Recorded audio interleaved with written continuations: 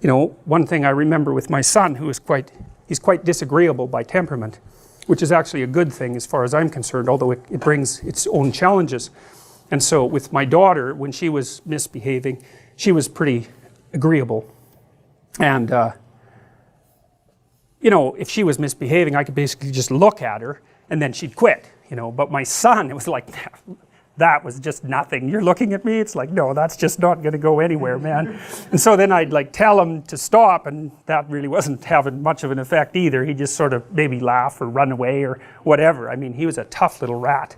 And, you know, what I would do with him is he would be doing something and I'd interfere and he'd get upset and, you know, angry. And so then I'd get him to sit on the steps, and I told him, and this is when he was about 2, I said, look, you're going to sit on the steps, that's time out. You're going to sit on the steps until you've got control of yourself and you can come back and play the family game again. I basically said, be a civilized human being and then you're welcome again. And so he'd sit on the steps. It was so interesting to watch because he was just enraged. He'd sit there. Like, have you ever seen a 2-year-old have a temper tantrum?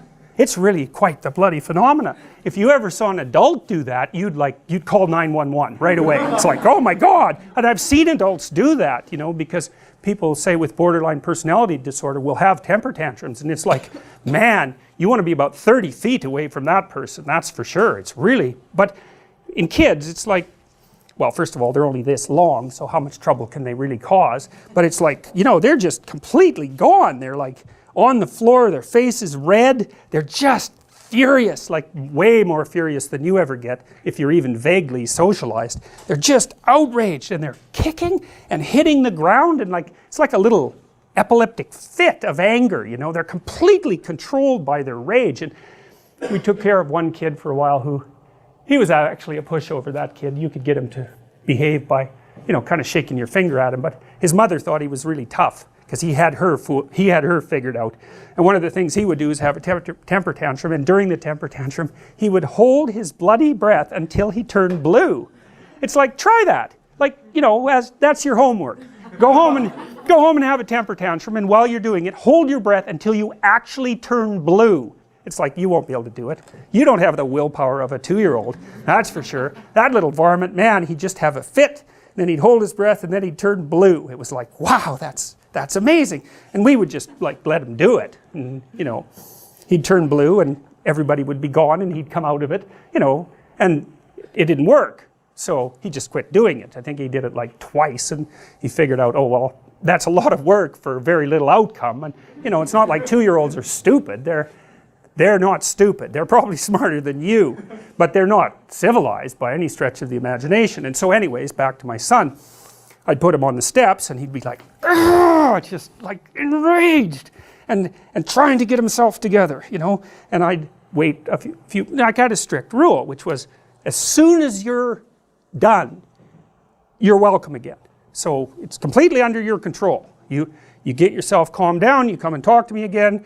If you're calm enough so I like you, then you're welcome back in the family. No grudge, nothing.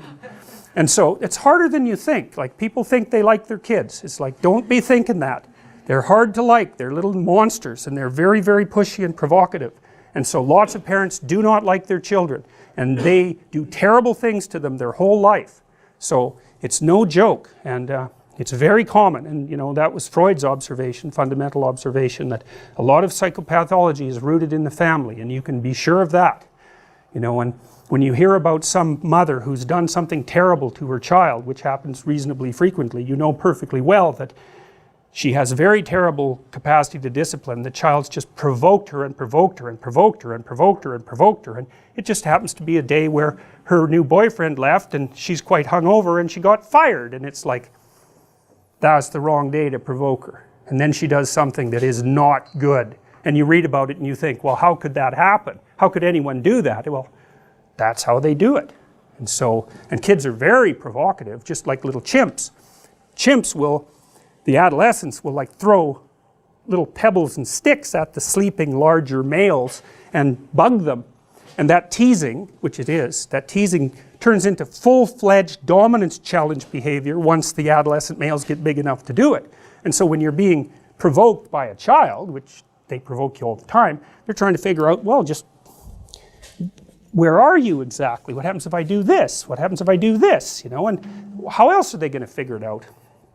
Anyways, he'd sit on the steps and he's just enraged and trying to control himself, and I'd watch that, and then, you know, I'd come back after about 2 minutes or whatever, and he'd still be, Arr! I'd say, well, you know, have you got yourself under control? Are you ready to get off the steps? And he'd go, no, not yet!